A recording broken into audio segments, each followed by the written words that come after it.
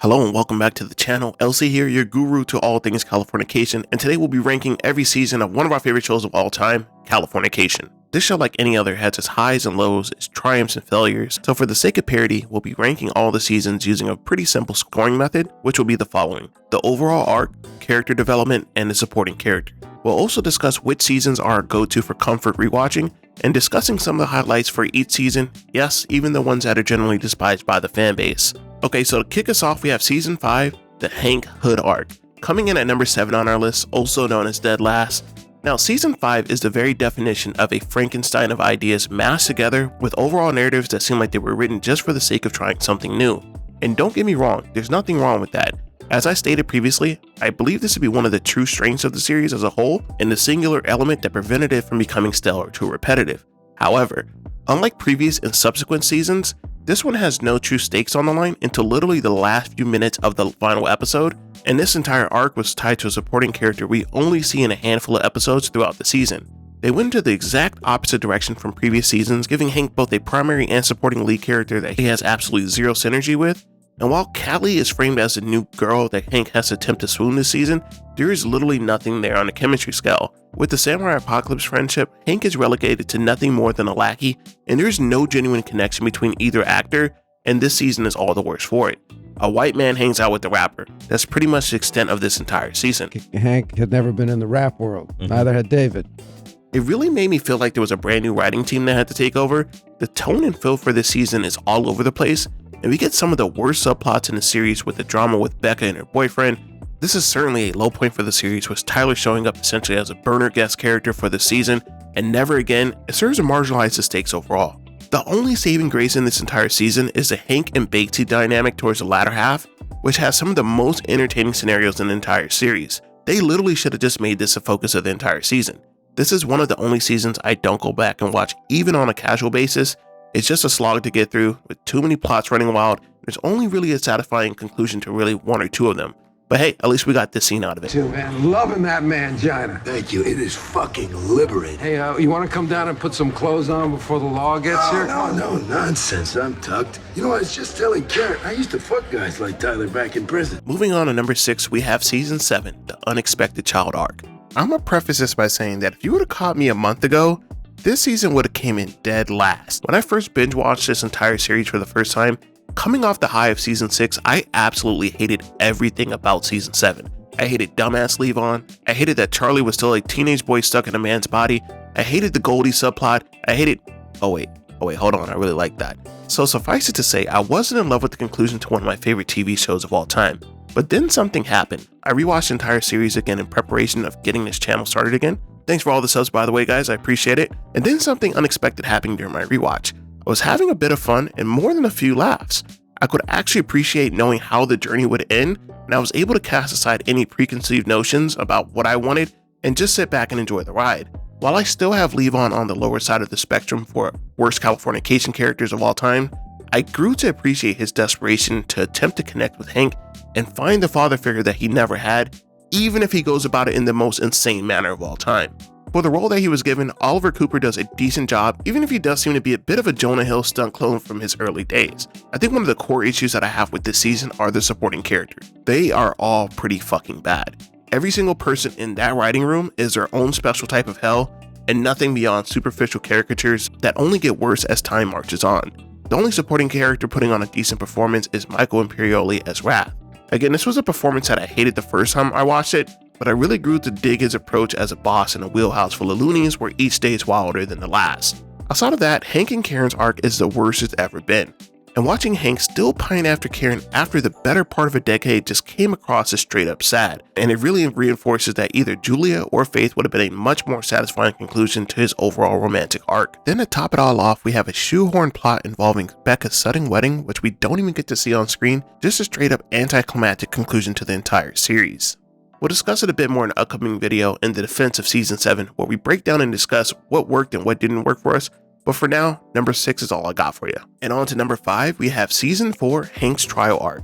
Now this arc is a bit of a sleeper pick for many of us fans, and certainly has its fair share of highlights for our hero, and quite possibly his lowest points in the entirety of the series. The supporting cast that is given to Hank this season is pretty stellar, from the lady lawyer to Sasha Bingham, and we can't forget about her delectable mother. We also get the introduction of fan favorites like Eddie Nero and Stu Beggs. And Stu Beggs, maybe for the first few seasons, past season 6 he became rather insufferable. The on-set synergy is back, baby, and oh yeah, Charles Whitmore is also here. I think that between Sasha and Abby, this is probably where the show peaks outside of season 3 when it came to sexual chemistry between Hank and his female counterparts. Not that Julie and Faith aren't absolute foxes, I just think that the sexual tension here is built upon in a much more satisfying manner. This season definitely has some of the best laughs by a large margin, whilst being juxtaposed by the true dark inner turmoil that Hank reckons with throughout the series. I particularly love the flashback sequences involving the trial, which illustrate that Hank has been fucking around for a mighty long time and has almost effortlessly burned every bridge in his life with his behavior and antics. The only major knock that I have for the season is that it was kind of clear that the Hank and Karen dynamic had reached its apex. Like past this point until the conclusion of the series, I think there's only like 1 or 2 actually decent conversations that they have that add anything new to the same context that we've seen throughout the series. I think honestly, this is where he should have let her go for good, but more on that later. This is definitely one of the more grounded seasons, with Hank spending a lot of time with self-reflection, and the comedic value of some of the new supporting cast members allows the rather unfortunate subject matter throughout the season to be more easily digested to a general viewing audience. And the writing team did a good job at building tension towards the trial and its conclusion throughout the entire season. This is the major turning point for the series, where the ever-looming cloud involving the Mia incident is brought to light, and the writers now had to build on a future for the series without this plot ace up their sleeve. I think it resulted in the stumbles that we saw in season 5, but reconstruction can be a difficult thing in the writer's room. And moving on to number 4, we have season 3, the college professor arc. This is the season I hands down rewatch more so than any other. This is the perfect casual viewing experience, and it only gets better with each episode that passes. This is Hank at absolutely Super Saiyan levels when it comes to his womanizing technique, juggling 3 beautiful women in a hilarious balancing act that culminates in the spectacular The Apartment. Widely considered to be one of the best episodes in the entire series. This season, outside of the finale, is just like a cool breeze. It's legit just a good ass time. The humor is on point, most major characters have meaningful arcs, and the supporting cast plays off Hank's quippy and sarcastic nature brilliantly in each scene. Seriously, looking at some of the standout performances in this season makes me detest the writing and the characters that we got within later seasons. It really feels like night and day at times. So a standout supporting cast, good character development, and the series' best finale. Now, if I'm being subjective, this is probably my favorite season of them all, but I don't think that gives it the title of best. Hank does get a pretty solid character arc with attempting to raise Becca in a single-parent household, and watching this man dirty dick different women each episode is entertaining, but it does feel surface level with respect to some of the emotional heft that previous seasons had. The only other real call out that I have regarding this season is that it does subtly foreshadow that Hank will soon have to reconcile with his mercurial manner when it comes to dealing with the fair sex with the incoming advent that is Carrie. And moving on to the big 3. Okay, I'm gonna keep it real with everybody here, Chief. It took me a while to actually decide on the order for these next 2. They could easily be interposed with each other, and I wouldn't even be mad. Coming in at number 3, we have season 2, also known as the Great Lou Ashby arc. Now, I definitely know I run the risk of drawing the ire of a lot of the long-term fans by putting this classic so low on the list, and don't get me wrong, this is a classic when it comes to all the seasons of Californication. I think having Lou Ashby as a primary character that Hank interacts with was a solid idea, as opposed to introducing him to another serious romantic lead.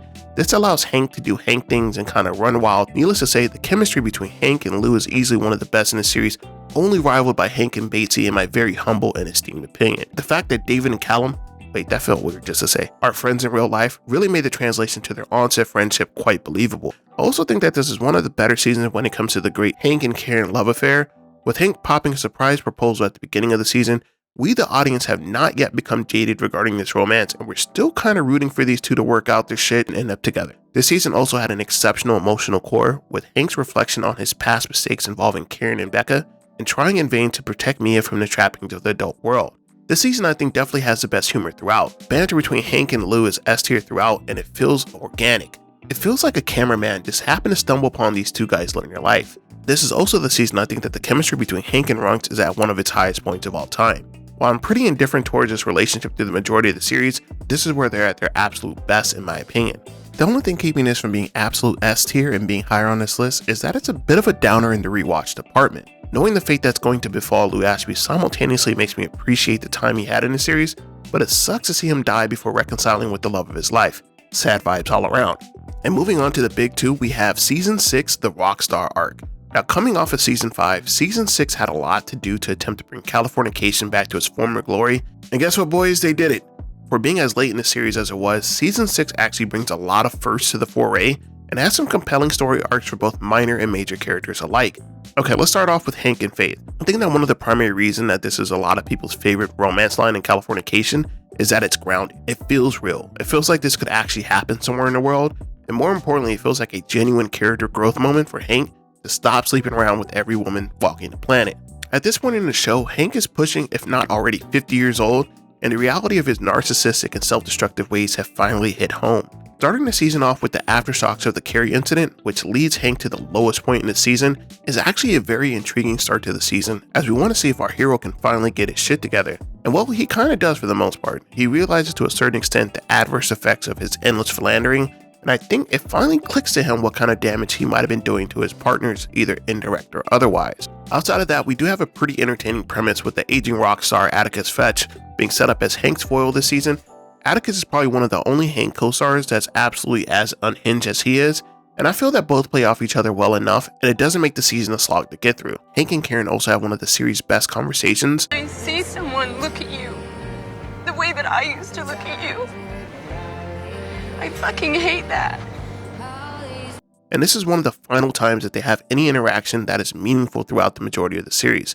Oh yeah, Becca is here and we get to see some decent interaction between the two, with some truly tender and hilarious moments. In the end, season 6 stands above the rest because of the care and emphasis on the balancing act between heart and humor. It gives us our hero at one of his most broken states, and pairs him with possibly his best female counterpart, and illustrates a story of love, loss, and faith in the future. This is a series at its very best, except for this part. You see this part? No, Hank, just stay on the bus, you see? Yeah, there, now it's perfect. And moving into the grand finale, we have season 1, the Californication arc. The season 1 of Californication is a masterpiece, and I don't say that word lightly. One comment more so than any other that I've seen tossed around the internet regarding this show is that season 1 is absolute perfection and that the series should have ended right then and there. While I can't in good conscience agree with the latter part of that statement, as it would rob a lot of us of our favorite TV moments in history, I can soundly say that in isolation, season 1 stands the test of time perfectly. The beauty of it is that it can be consumed with or without the subsequent seasons, and it's still absolutely pristine regardless of which option you pick. It sets the bar exceedingly high for what this show and this world are about, and gives us an introduction to one of television's best protagonists of all time, Hank Moody. I think that's why a lot of people love pilots or season 1 of television shows. It's all fresh and new, and we don't have any expectations regarding plot threads or certain character behavior, and as we know in a show like Californication, that's all you could ask for. The mystery and allure of what's around the corner in next week's episode is perfect television pacing. This season introduces us to a number of complex and intricate relationship dynamics, and has a very subtle underlying emotional hook to help viewers stay engaged in this new world and story being told. In the end, it's a very simple love story about a man trying to get his girl back, while reminiscing on all the ways the pair of them imploded their epic love affair. Unless you are a soulless mongrel, this speaks to the majority of the adult viewing audience that might stumble upon this show, and the ever-looming will they won't they until the final minutes of the season finale is handled with an expert level of attention to the crafting of tension and ambiguity sprinkled throughout. Everything I just said was very sappy and nice, right? Right. But on the other side of the coin, we have the introduction of Hank's absolute wild west behavior and its effortlessly cool demeanor. This man was a blueprint for some of us, living the most idealized version of life some of us saw in our heads when we were younger. I'm gonna drink all day, then I'm gonna go out and effortlessly bag dime pizzas every other day, but at the end of the day, I'm still gonna be a, air quotes, good person. Well, somewhat. These two dynamics are married together so well in season 1 that it eclipses all that came after it quite effortlessly. It has it all. The heart, the relationships, the humor. It's all here, and it's the best it ever was in the series. And that'll do it for this week's episode. To make it for last week's video, I'll be dropping another video later on this week discussing season 7. Till then, make sure you like, comment, subscribe, let me know what projects you want to see me work on, and more importantly, I want to hear your order. What seasons do you think were best? Let me know. Until then, LC signing out. Peace.